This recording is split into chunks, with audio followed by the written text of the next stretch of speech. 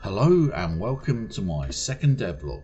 This video is going to be a bit different, as in what I'm talking about is not going to relate to what is going on in the background.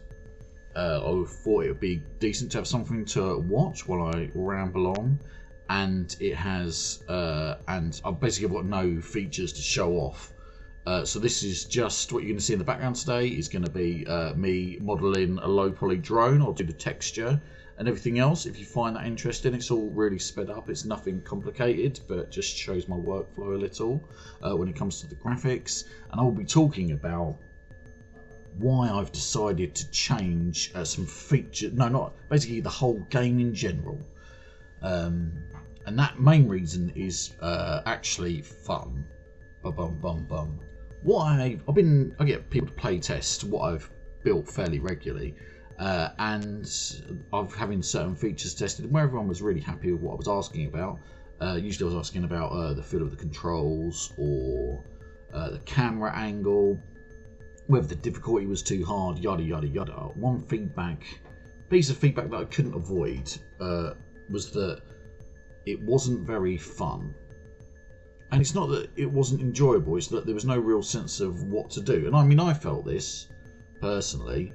And I thought that it would just manifest itself as time went by, and I don't think that's the case, because if it's not there at the start, it's got to be like, I mean, that's like literally the seed of the game, you know, it's like the gameplay loop or whatever. And so that is what I'm going to be talking about today. And so I think the core of the problem and what I've changed is that originally I was planning for this encapsulates a lot of issues that I had, not issues, a lot of problems I was brushing up against, all being solved hopefully with this change.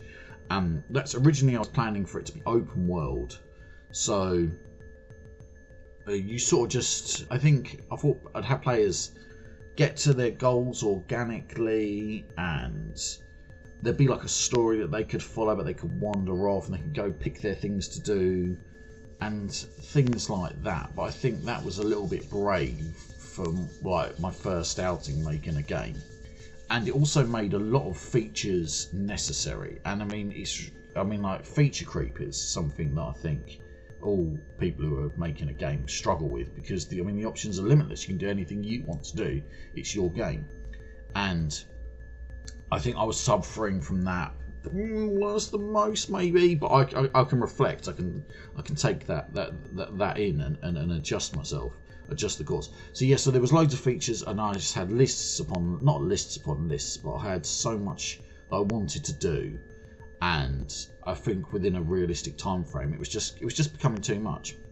So I was looking around, and I really liked where I was going with the AI. Like, the second I made an AI bot that could follow the player's ship, I thought, oh, this is cool. Someone played it and they just followed you, and that was it. They just followed you around. And one of my playtesters said, oh, I really like this guy here. He doesn't even do anything, but it's just nice having someone follow you around. And I'm like, yeah, I think maybe that if instead of having like the player, and I always thought of having more people, but I feel like that should be a baked in feature. Like, you start and there's going to be a team of you, and that was already more interesting. So I thought I'll get rid of the open worldness, and I was looking through videos of where to go and what to do, and there's a type of game that I keep seeing come up on my wish lists and whatnot, and that is the extraction looter shooter, whatever you want to call it. I'm going with extraction looter because you technically could do this without. So instead of having the player sort of like pick up a mission from a space station and or wherever they're going to get it from an NPC, shall we say, and this is in the open world version, and then them trying to find their way through it or like do the mission or whatever, it just all got so complicated. Whereas now you load into a menu. You've got your list of missions, you go on it, you get in, you get some loot, you get out, back to a menu. And then you upgrade your ship with the loot you've got, and then you go in again. And that's the gameplay loop. And that is just so much more achievable. Not achievable, yeah, achievable was definitely the word. Because yeah, that like so many features can be removed. Like I don't have to have a world economy, and I love the idea of a world economy. I could go, but that's a whole game in itself. So I could like instantly bin the whole economy mechanics. Boom, that's gone. Like all these really complicated NPC interactions I had plans. Boom, they can go.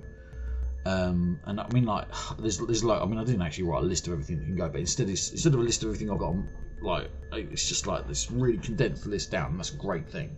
And now it's like the upgrade system. It clicks. I was having real trouble with that. It just really cleaned up, like the scope and my plan for how I'm gonna make this game. So yeah, so that's it. So that's the biggie. I'm changed from open world to an extraction looter. So now in your average mission, the plan is to have a goal, which you select before the mission. I don't know, so like get an asteroid of value or a number of asteroids of value. Then you go in, and the map generation has changed. There will be other operators though. That's key. So there will be other factions.